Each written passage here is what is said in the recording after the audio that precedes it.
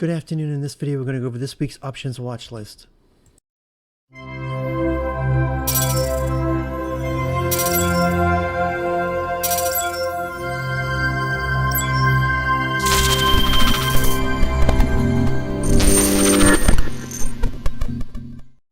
Before I get into the watch list, if you're not in the room, you can find the link in the description of the video and in my bio section of social media accounts.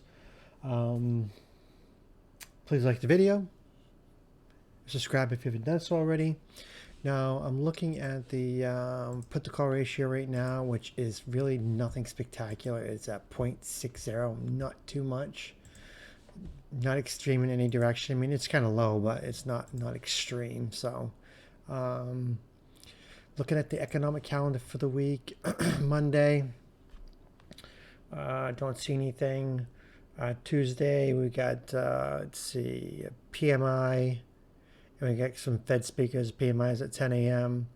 Wednesday, we have Powell testifying at 10 a.m. and we got job openings. And Thursday, we have unemployment claims. And we have Powell testifying again at 10 a.m. on Thursday. Friday, we have unemployment rate and non-farm employment change. So got some things. Powell hopefully will get the market going this week. Hopefully, when he testifies, it's usually a pretty good mover. So that'll be good to have, and hopefully get some volatility in the market, because the market's been just kind of gapping and grinding. So it's kind of been very, very, very annoying. So with that said, we're looking at the VIX right now. VIX is at 13. It likes to come down underneath, 13 to 12. So it does get under 12, but for literally an hour or so, and it gets quickly bought back up. I mean, we could see the market grind up Monday and Tuesday on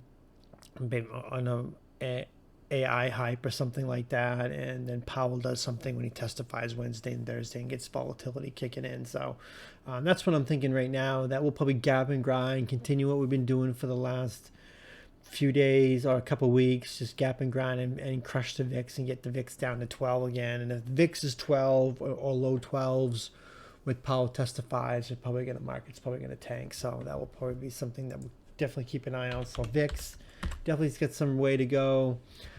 Bearish divergence everywhere you look on SPY. I mean, you just can look. I mean, what's the SPY's RSI on the weekly is 76. It's crazy, and it just keeps going up and up and up. I mean, this rally is completely stupid.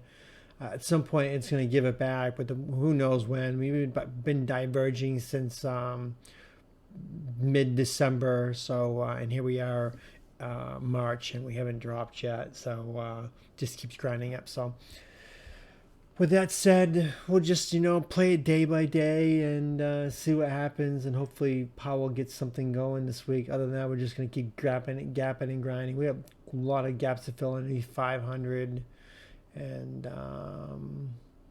way down here. But that's 445. We would need a really something disastrous to happen to get back down there. But I would watch for puts under 510 for push to 505. 500 gap fill down to 495, 490, 485 up. I mean, if it does keep continuing to go up, we could probably see 520. I mean, it's open air. I mean, the only thing that's going to be resistance is going to be big round numbers, 520, 525, 530. Basically every $5, $10 being more heavily weighted, 540, 550 being a big one. I don't imagine it get to 550, but you can never say never with SPY, because it just can continue to get ridiculous. So just don't count that out. We'll just take it day by day in the room. I don't like having massive gap ups and going in calls, seeing how crazy it is on the weekly and diverging on the daily, stuff like that. Now, get a little bit of a head and shoulders on the hourly. Get the left, get the head and the right shoulder. I mean, you could say it's triple topping, but I mean, you gotta, because of wicked here and wicked here, it's kind of a head and shoulders pattern, left head and right shoulder. So I'd be watching Disney you can watch it from either direction. If it gets over 113, it's probably going to push to 120. But I'm not convinced that this thing is going to go anywhere. I mean, it can, but I just don't think it's going to. I'd watch it underneath 111 for a push down to the 108, 107 area. And if it breaks that, it's got some area to fill down to 100 for the gap fill on Disney. So keep an eye on Disney, DLTR, Dollar Tree. I'd be watching this. The daily looks like it wants to break out. I mean, it gets over this 149.50ish area and it gets up to 150. We could get a push to 155, 160, 165, 170, especially if we're going into a recession and times are getting tough. These cheaper retail places like dollar stores and Walmart and Target are going to end up doing really, really well when people are unlimited on budgets and stuff like that. So definitely keep an eye on Dollar Tree. BA is at I think 200. Yeah, 200. It closed at exactly 200. That's crazy. So I would watch it underneath 199.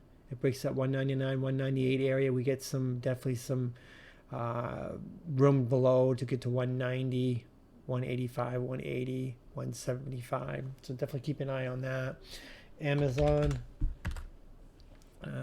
is getting close to all-time high, being which is what, 188.65. So I'd watch it over 180. If it gets over 180 and we get a little bit of strong movement in the market, we could probably see 190, maybe even 200 on Amazon. So even though I know it's diverging on the daily and at RSI's high on the hourly and the weekly, but we're so close to all-time high. I wouldn't be surprised if it even touches it at this point. Can never count that out. Meta is just going crazy on the AI. I mean, it's just the candles are way outside the Keltner channel, and they usually like to pull back in, but I mean, bearish divergence on the daily, RSI is 75 on the hourly, RSI on the weekly is above 85. So I would watch underneath 500 for a push down to 480, 470, 460, and gap support down here at the 455, 450 area. Meta. I mean, the RSI needs to cool off on that. Netflix, its RSI is close to 80, bearish divergence on the daily. RSI is making lows as this is making higher highs with price. The RSI and the hourly is 77. So many bearish divergences on so many tickers. Something needs to give here.